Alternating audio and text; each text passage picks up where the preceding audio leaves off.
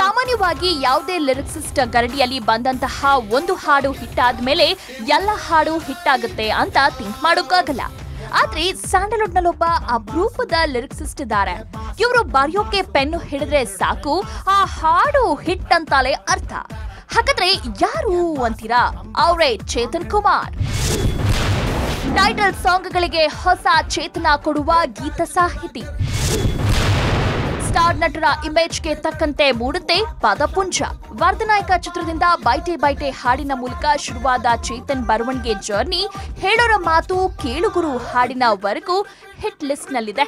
ಮೊದಲು ಪೆನ್ನು ಹಿಡಿದು ಲಿರಿಕ್ಸ್ ಬರೆದ ಚೇತನ್ ನಂತರ ಬಹುದೂರ್ ಸಿನಿಮಾ ಮಾಡಿ ಯಶಸ್ವಿ ನಿರ್ದೇಶಕರು ಅನ್ಸ್ಕೊಂಡ್ರು. ಇದೀಗ ಭರ್ಜರಿ ಸಿನಿಮಾದಲ್ಲಿ ಬ್ಯುಸಿ ಇರೋ ಚೇತನ್ ಇದರ ಮಧ್ಯೆಯೇ ಸ್ಯಾಂಡಲ್ವುಡ್ ಸ್ಟಾರ್ ನಟರ ಇಂಟ್ರೊಡಕ್ಷನ್ ಸಾಂಗ್ ಮತ್ತು ಟೈಟಲ್ ಸಾಂಗ್ ಜವಾಬ್ದಾರಿಯನ್ನ ಹೊತ್ತುಕೊಂಡಿದ್ದಾರೆ.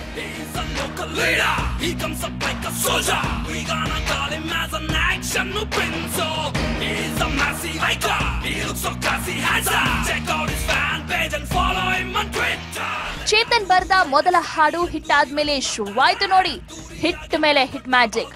ಭಜರಂಗಿ ಚಿತ್ರದ ಬಾಸು ನಮ್ ಬಾಸು, ಕಿಲಿಂಗ್ ವೀರಪ್ಪನ್ ಚಿತ್ರದ ಓಡು ಓಡು, ಮಾರುತಿ 800 ಚಿತ್ರದ ಟೈಟಲ್ ಸಾಂಗ್, ಬಹುದೂರ್ನಲ್ಲಿ ಟೈಟಲ್ ಮತ್ತು ಡ್ಯುಯೆಟ್ ಸಾಂಗ್, ಜಾಗುವಾ ಇಂಟ್ರೊಡಕ್ಷನ್ ಸಾಂಗ್, ಜಗ್ಗುದಾದ ಚಿತ್ರದ ಟೈಟಲ್ ಸಾಂಗ್ ಒಂದಾ ಎರಡ, ಹೀಗೆ ಚೇತನ್ ಬರ್ದಿರೋ ಹಾಡುಗಳೆಲ್ಲವೂ ಹಿಟ್ ಆಗುತ್ತೆ ಅನ್ನೋ ಒಂದು ಪದ್ಧತಿಯೇ ಸ್ಯಾಂಡಲ್ವುಡ್ ನಲ್ಲಿ ಬೆಳೆದುಕೊಂಡು ಬಂದಿದೆ. ಆಕ್ಚುಲಿ ಮೊದಲಿಗೆ ನನಗೆ ಒಬ್ಬ ಲಿರಿಕ್ಸಿಸ್ಟ್ ಆಗಿ ಅಪರ್ಚುನಿಟಿ ಕೊಟ್ಟಿದ್ದು ಮ್ಯೂಸಿಕ್ ಡೈರೆಕ್ಟರ್ ಅರ್ಜುನ್ ಜನ್ಯ ಅವರು. ಬೈಟೆ ಬೈಟೆ ಸಾಂಗ್ ಕೊಟ್ಟರು. ಅಂದ್ರೆ ಅವತ್ತೊಂದು ದಿನಕ್ಕೆ ಸ್ಟಾರ್ ಒಬ್ಬರು ಸುದೀಪ್ ಅವರ ವರ್ಧನಾಯಕ ಸಿನಿಮಾಗೆ ಒಂದು ಹಾಡು ಬರೆಯೋಕ್ಕೆ ಒಬ್ಬ ಹೊಸಬನ್ಗೆ ಅವಕಾಶ ಮಾಡಿಕೊಟ್ರು.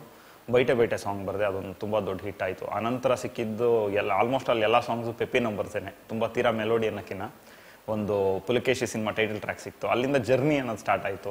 ಸೊ ಅಲ್ಲಿಂದ ಬಂದರೆ ಬಜರಂಗಿ ಸಿನಿಮಾ ಇರ್ಬೋದು, ಆಟೋ ರಾಜ ಇರ್ಬೋದು, ಸ್ವೀಟಿ ಇರ್ಬೋದು. ಅನಂತರ ಬಂದು ದೊಡ್ಡ ದೊಡ್ಡ ಟೈಟಲ್ ಟ್ರ್ಯಾಕ್ಸ್ ಅಂತ ಬಂದರೆ ಇವಾಗ ರೀಸೆಂಟ್ ಜಾನ್ ಜಾನಿ ಜನಾರ್ದನ್ ಇರ್ಬೋದು, ಜಗ್ಗುದಾದ ಇರ್ಬೋದು, ಆ್ಯಂಡ್ ಸಂತೋಷ್ ರೈಟ್ ಫಾರ್ವರ್ಡ್ ಇರ್ಬೋದು. ಸೊ ಈ ತರ ಎಲ್ಲ ಸಾಲ್ ನನಗೆ ಸಿಕ್ಕಿದಂಥದ್ದೆಲ್ಲ ಬರೀ ಟೈಟಲ್ ಟ್ರ್ಯಾಕ್ಸೇನೆ. ಎಲ್ಲಾ ರೀತಿಯ ಹಾಡುಗಳನ್ನು ಬರೆಯುವ ಚೇತನ್ ಇಲ್ಲಿಯವರೆಗೆ ಪೆಪಿ ನಂಬರ್ ಬರೆದಿದ್ದೇ ಜಾಸ್ತಿ. ಯಾವುದೇ ನಟನಾಗಲಿ ಇವರ ಇಮೇಜ್ಗೆ ತಕ್ಕಂತೆ ಪದಗಳನ್ನ ಪೂಡಿಸೋ ಜಾಣ ಚೇತನ್. ಹೀಗಾಗಿ ಸಿನಿಮಾದ ಟೈಟಲ್ ಸಾಂಗ್ಗೆ ಇಂಟ್ರೊಡಕ್ಷನ್ ಸಾಂಗ್ಗೆ ಚೇತನ್ನೇ ಬೇಕು. ಸೊ ನನಗೆ ಅಂದ್ರೆ ಇವತ್ತು ನಮ್ಮ ಯೂತ್ ಅಥವಾ ಒಂದು ಟ್ರೆಂಡ್ ಏನಿದೆ ಆ ಜನರೇಷನ್ಗೆ ಇಷ್ಟ ಆಗೋ ಥರದ್ದು ಒಂದಿಷ್ಟು ಅಂದ್ರೆ ಫ್ಯಾನ್ಸ್ ಏನು ಎಕ್ಸ್ಪೆಕ್ಟ್ ಮಾಡ್ತಾರೆ. ಸ್ಟಾರ್ಸ್ಗೆ ಇಂಟ್ರೊಡಕ್ಷನ್ ಸಾಂಗ್ ಬರೆಯೋದು ಯಾವತ್ತೂ ಒಂದು ರೀತಿ ಥ್ರಿಲ್ಲಿಂಗೇನೆ. ಎಸ್ಪೆಷಲಿ ಆ ಥರದ ಅನುಭವ ಆಗಿದ್ದು ನನಗೆ ರಾಮ್ ಗೋಪಾಲ್ ಅವ್ರ ಸಿನಿಮಾ ಬರೆದಾಗ, ಕಿಲಿಂಗ್ ವೀರಪ್ಪನ್ ಬರೆದಾಗ ಆ ಫುಲ್ ಆಲ್ಬಮ್ ಸಾಂಗ್ಸ್ ಬರೆಯೋಂಥ ಅವಕಾಶ ಸಿಕ್ತು. ಅನಂತರ ಬಂದು ಜಾಗ್ವಾರ್, ಒಂದು ಕನ್ನಡ ಚಿತ್ರರಂಗದಲ್ಲೇ ಒಂದು ಹೈಯೆಸ್ಟ್ ಬಜೆಟ್ ಸಿನಿಮಾ. ಸೊ ಅದ್ರದ್ದು ಅಷ್ಟೇ ಇಂಟ್ರೊಡಕ್ಷನ್ ಸಾಂಗ್ ಬರೆದಾಗ, ಗೆಟ್ ಸೆಟ್ ಗೋ ರೆಡಿ ಬರೆದಾಗ. ಸೊ ಈ ಥರದ್ದು ಒಂದಿಷ್ಟು ಎಕ್ಸ್ಪೀರಿಯನ್ಸಸ್ಗಳು ಅಂದರೆ ಎಲ್ಲ ಒಂದು ಕ್ರೆಡಿಟ್ಸನ್ನು ಮ್ಯೂಸಿಕ್ ಡೈರೆಕ್ಟರ್ಸ್ಗೆ ಆ್ಯಂಡ್ ಡೈರೆಕ್ಟರ್ಸ್ಗೆ ನಮ್ಮ ನಂಬಿ ಆ ಒಂದು ಟ್ರ್ಯಾಕ್ಸ್ನ ನಾವು ಬರೆಯೋಕೆ ಕೊಡೋ ಅಂತ ಮ್ಯೂಸಿಕ್ ಡೈರೆಕ್ಟರ್ಸ್ಗೆ ಮತ್ತು ಡೈರೆಕ್ಟರ್ಸ್ಗೆ ಸೇರುತ್ತೆ. ನಿರ್ದೇಶನದಲ್ಲಿ ಬ್ಯುಸಿ ಇರೋ ಚೇತನ್ಗೆ ಗೀತ ರಚನೆ ಮಾಡೋದು ಅಂದ್ರೆ ಬಲು ಇಷ್ಟವಂತೆ. ಹೀಗಾಗಿ ಬರೆಯೋದಕ್ಕಾಗಿಯೇ ಚೇತನ್ ಸಮಯ ಮೀಸಲಿಡುತ್ತಾರೆ. ಸುಮಾರು 2 ವರ್ಷಗಳಿಂದ ಪೆನ್ನಲ್ಲೇ ಮೂಡಿರೋ ಅಕ್ಷರಗಳಿಗೆ ಚೇತನ್ಗೆ ಭಾರಿ ಡಿಮ್ಯಾಂಡ್ ಇದೆ. ಒಬ್ಬ ನಿರ್ದೇಶಕ ಅನ್ನೋದು ಎಲ್ರಿಗೂ ಗೊತ್ತಿರೋ ವಿಚಾರವೇ.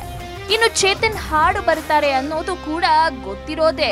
ಆದ್ರೆ ಇವರು ಟೈಟಲ್ ಸಾಂಗ್ ಮತ್ತು ಇಂಟ್ರೊಡಕ್ಷನ್ ಸಾಂಗ್ ಸ್ಪೆಷಲಿಸ್ಟ್ ಅನ್ನೋದು ಎಷ್ಟು ಜನಕ್ಕೆ ಗೊತ್ತೋ ಇಲ್ವೋ.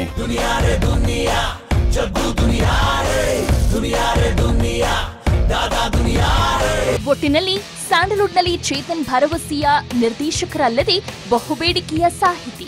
ಒಂದು ನಾಣ್ಯದ 2 ಫೇಸ್ಗೂ ವ್ಯಾಲ್ಯೂ ಇರುವಂತೆ ಚೇತನ್ ಎರಡರಲ್ಲೂ ಯಶಸ್ವಿಯಾಗಿ ಸಾಕ್ತಿದ್ದಾರೆ. ಮುಂದಿನ ದಿನಗಳಲ್ಲಿ ಚೇತನ್ ಬತ್ತಳಿಕೆಯಿಂದ ಇನ್ನೆಷ್ಟು ಪದಗಳ ಬಾಣಗಳು ಬರ್ತಾವೋ ನೋಡ್ಬೇಕು. Entertainment bureau, public TV.